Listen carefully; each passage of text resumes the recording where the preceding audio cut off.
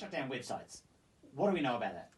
Look, it's the thing is that like the attack in Christchurch is probably what's really precipitated this discussion going a bit further. But it's when, you know, if someone tries to broadcast a message or broadcast a video of a criminal act while it's happening, the government wants to stop that from being not just broadcast, but also then picked up and rebroadcast and copied. So they're going to shut down Sky News during a terror attack? Well, if they're going to sit there and live broadcast people running around with guns doing bad stuff. I think Sky News in Australia did run little bits. They got a little bit of the sanction. Channel 7, I think, ran little bits. But they're not proposing to shut down broadcasters. No, they're going to shut down the 4chan. That's right. It's more the 4chan and the online stuff. And it's interesting, because I remember when the 9/11 attacks happened, and they were quite late in the evening in Australia. I think it was about 10 p.m. or 11 p.m. Yeah, it was during West Wing. So that's right. Now, I remember watching it live on TV and watching the plane hit the second tower and then watching the towers fall.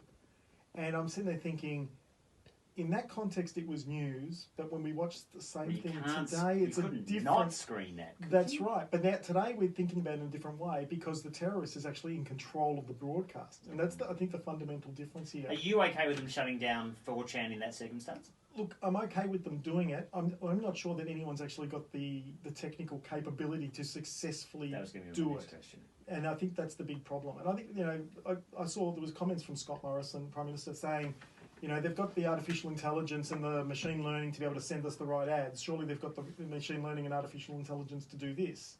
But they don't. So would your guess be that it would be too difficult for the Australian government to stop Australians seeing a site like 4chan? It's going to be, they could block all of 4chan. I don't think there's a problem with them blocking the whole thing.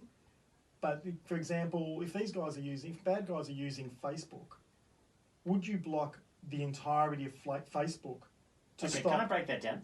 Could they technically block Facebook? Like, could the Australian government do that? Technically, you can do anything if you put the effort and time into putting the mechanism in place. So, no, and this is the challenge, because if you sit there and say, look, we only want to shut down the transmission of one thing across the multitude of things that are going across Facebook at a given moment, that's a much tougher proposition to do.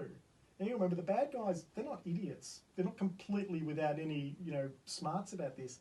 You know, when the Christchurch video was being broadcast and they blocked it after, I think, 90 seconds or something like that, Facebook got onto it, other people started rebroadcasting it, and those were getting blocked. And then the people got smarter and they started, instead of calling it the bad guy doing bad stuff video, they started calling it not the bad guy doing bad stuff video. Then they changed the name of it.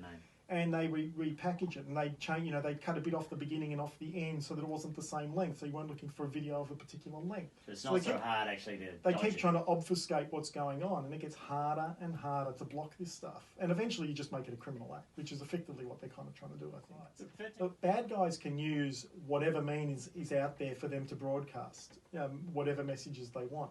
The challenge is that if you're trying to only block a very small portion of what's going through... Well, they're trying to block during an attack. That's right. So let's be, you know, if you take an attack, and we've used Christchurch as the example because it's obviously the one that's closest to mind at the moment.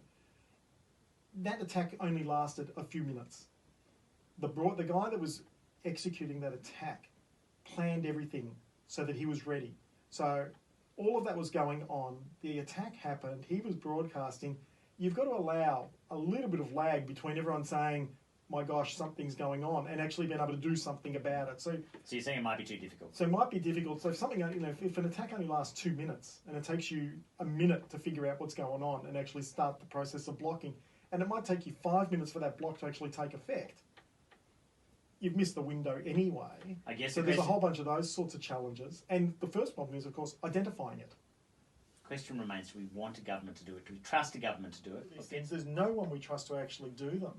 And look, I've said to a lot of people, and I've talked to a lot of people in the corporate world, I said the most important currency we've got in this world at the moment is trust.